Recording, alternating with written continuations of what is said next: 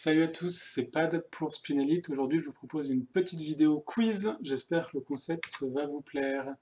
Dans une première partie, je vous pose 10 questions. Il y a 2 points par question. C'est à vous tout seul de comptabiliser vos points, de noter vos réponses si vous n'êtes pas sûr de vous rappeler ce que vous aviez dit.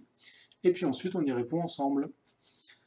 Première question, le format Sit and Go Jackpot, il a été inventé par qui? PokerStar, Winamax, Full Tilt ou Notroom? Deuxième question, si je gagne en moyenne 25 jetons par partie, c'est-à-dire 25 EV chip par game, alors je devrais obtenir combien de pourcentage d'ITM, c'est-à-dire le pourcentage de fois où je gagne la partie? Je devrais gagner 33,5, 34, 34,5 ou 35% du temps. Question 3 en Sit and Go Jackpot avec 7% de rake. Combien faut-il gagner de parties, c'est-à-dire avoir de pourcentage d'ITM, pour être break-even hors rakeback? Break-even, je rappelle, ça veut dire c'est le point d'équilibre pile pour ni perdre d'argent, ni gagner d'argent. Si vous gagnez, voilà, il y a un chiffre sur lequel, si vous gagnez tant de pourcentage de parties, bah, vous allez ni perdre d'argent, ni gagner d'argent. Et du coup, bah, ce chiffre, c'est un peu la base où il faut se dire, bah, il faut que je réussisse à gagner un petit peu plus que ça pour pouvoir gagner de l'argent. Avec un rake de 7%, donc en comptant tous les jackpots, quel est ce chiffre? 33, 35,8, 36,2 ou 36,3? Quatrième question, la stratégie GTO à 10 blindes au bouton en heads up. Quelle est-elle? Je rappelle que la stratégie GTO, qui vient de Game Theory Optimal, c'est en gros la stratégie parfaite. Donc la stratégie parfaite contre un excellent joueur à 10 blindes de profondeur, quand vous êtes au bouton à 2 joueurs seulement. Quelle est-elle?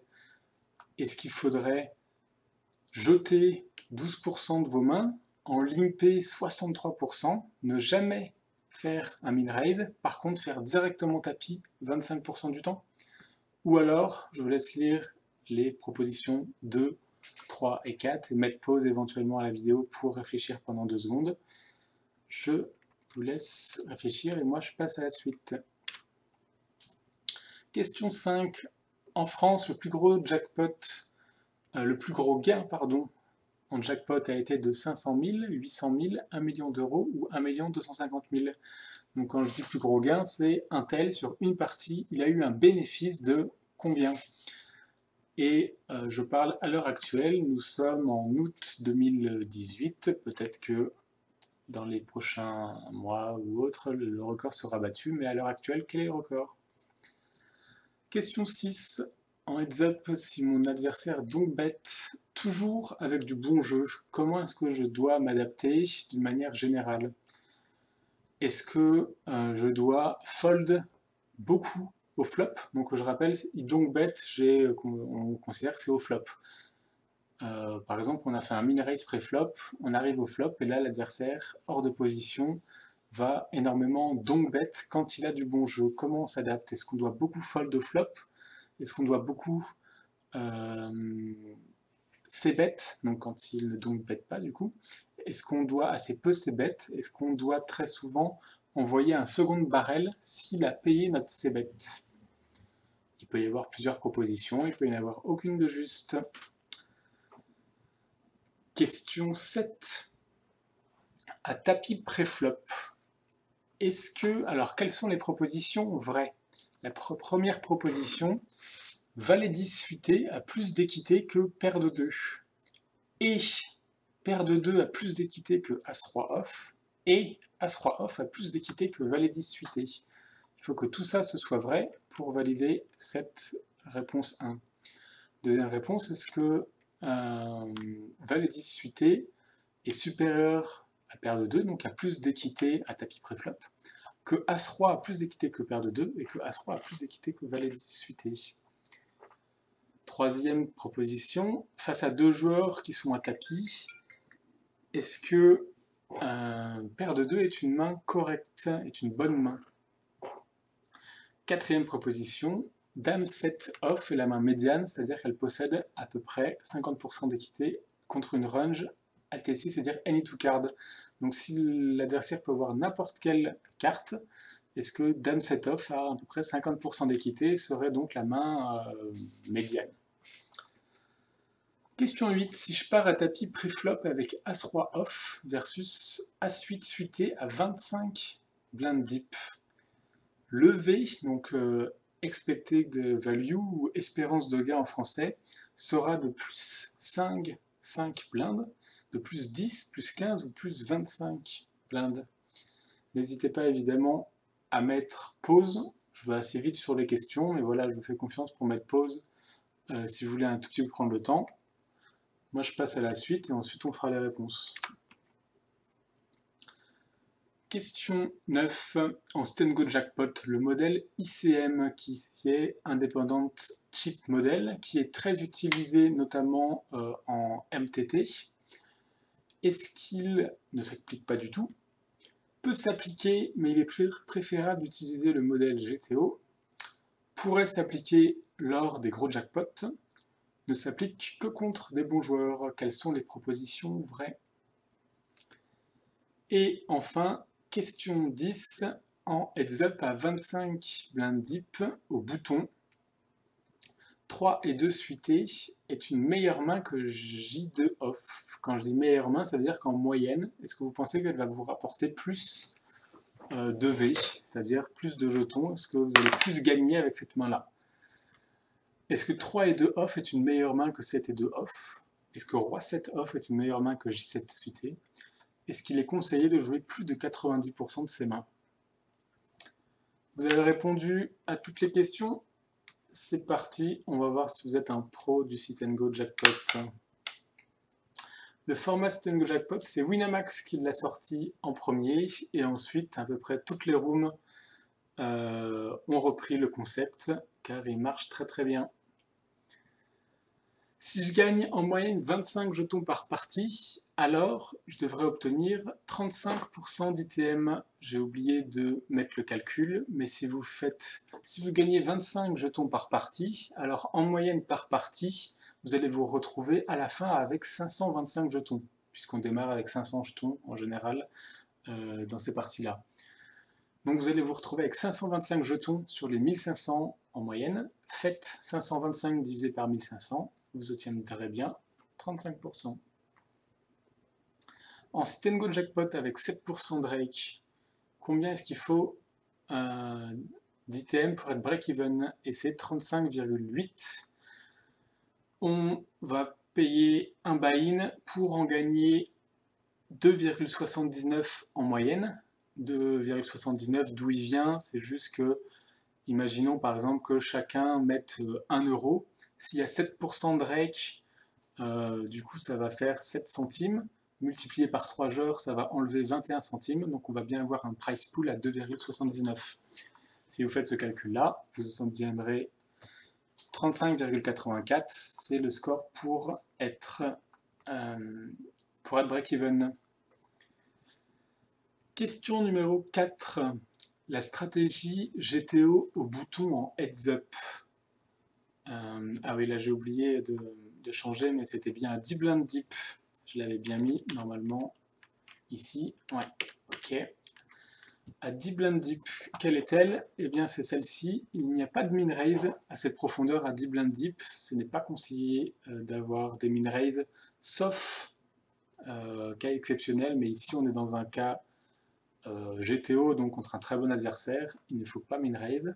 Il faut assez peu fold, 12%. Par contre, il faut beaucoup limp et un petit peu faire tapis. Donc c'est cette stratégie qui est la meilleure.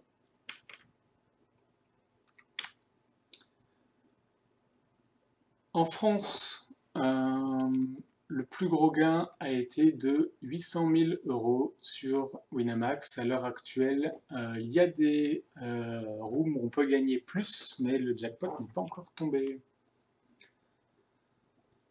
Question 6. Si mon adversaire donc bet toujours avec du bon jeu, alors quelle est mon adaptation? Eh bien, il faut beaucoup fold au flop, parce qu'on a dit que quand il donc bet, il a du bon jeu. Donc s'il a du bon jeu et qu'on n'a rien, il faut tout de suite s'en aller. Ça ne sert pas à grand chose d'essayer de défendre, sachant qu'on sait que quand il donc bet, il a du bon jeu. Il faut s'ébet énormément. Donc si il fallait un peu réfléchir pour comprendre là cette proposition. Si donc bête avec du bon jeu, alors quand il ne donc bête pas et qu'on a la possibilité de nous bête, bah, il faut le faire, parce que quand il donc bête pas, ça veut dire qu'il a probablement très peu de jeux, et donc on va pouvoir très facilement gagner le coup en s'ébêtant avec une grosse fréquence quand il ne choisit de ne pas miser, puisque quand il mise, il a du bon jeu, et quand il ne mise pas forcément, il n'en a pas. Et enfin, il faut fréquemment envoyer un second barrel à la turn, bah, c'est la même chose. Si on a c-bet le flop et qu'il a payé, et que on voit une turn, bah souvent il a quand même un jeu relativement faible, parce que s'il avait un très bon jeu, et ben on n'aurait pas pu c-bet puisqu'il aurait envoyé un donc bet au flop. Donc, une bonne adaptation contre ce type de joueur, c'est de beaucoup fold quand il donc bet, de c-bet énormément quand il ne donc bet pas, et quand il ne donc bet pas mais qu'il paye quand même la mise au flop, et ben il y a pas mal de turns où on va pouvoir continuer à mettre la pression parce que probablement qu'il est très très faible. Question 7. À tapis pré-flop, valet 10 suité est effectivement un peu meilleur que paire de 2. Paire de 2 est effectivement un petit peu meilleur que As-3, et As-3 est effectivement un petit peu meilleur que valet 10 suité. Ça fait une espèce de petit cercle entre ces trois mains. Du coup, cette proposition n'était pas juste, évidemment, c'est logique. Cette proposition n'est pas juste non plus. Face à un joueur, paire de 2, ça peut être à peu près correct. Par contre, face à deux joueurs, ça devient très mauvais. C'est en dessous de 33%. Donc voilà, face à deux joueurs, on pourrait imaginer que la limite, c'est à peu près 33%. Et bien, paire de 2, c'est bien en dessous. Ça va très mal se comporter à tapis face à deux joueurs, puisqu'il faut éviter énormément de cartes. Et ça va être compliqué d'éviter autant de cartes. Dame 7 off, et qu'en plus, on ne peut pas vraiment améliorer, à part un 2, il n'y a pas vraiment possibilité d'amélioration. Dame 7 off, est-elle la main médiane? C'est faux, c'est valet 7 off qui possède, à quelques pourcentages près, enfin à quelques dixièmes, 50% d'équité. Question 8. Si je pars à tapis avec As-Roi off contre As-8 suité à 25 blindes deep, quel est le levé de mon coup? Eh bien, il sera de 10 blindes. As-Roi contre As-8, ça fait, vous avez à peu près 70% d'équité, donc vous allez gagner à peu près 70% du temps. Vous partez tous les deux à 25 deep, donc il y aura 50 blindes au milieu. Vous allez gagner 70% du temps le coup, donc en fait 70% de ces 50 blindes vous allez prendre. Si vous calculez 50 blindes x 0,7, ça fait à peu près 35, 7 x 5, 35. Donc en moyenne, vous allez vous retrouver à 35 bébés à la fin de ce coup, c'est-à-dire plus 10 bébés par rapport au départ du coup. Un simple calcul de B.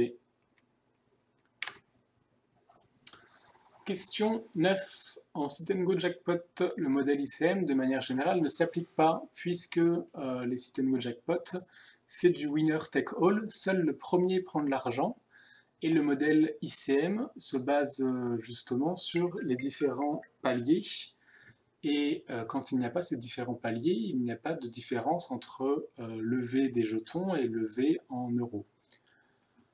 La deuxième phrase, c'était une phrase qui ne voulait pas dire grand-chose, ça n'existe pas, hein, le modèle GTO, le modèle ICM, c'est pas du tout quelque chose qui est comparable, il n'y a rien à voir, c'était une phrase qui ne voulait pas dire grand-chose.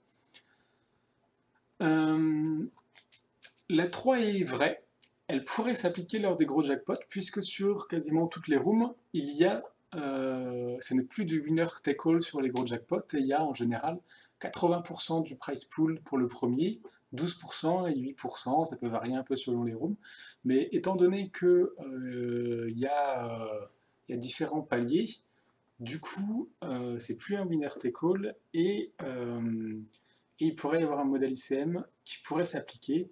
Cependant, il est complètement négligeable et il ne faut pas l'utiliser, tout simplement parce que la différence est tellement grosse entre la première place et 2 et 3, et que les différences entre 2 et 3 sont très faibles.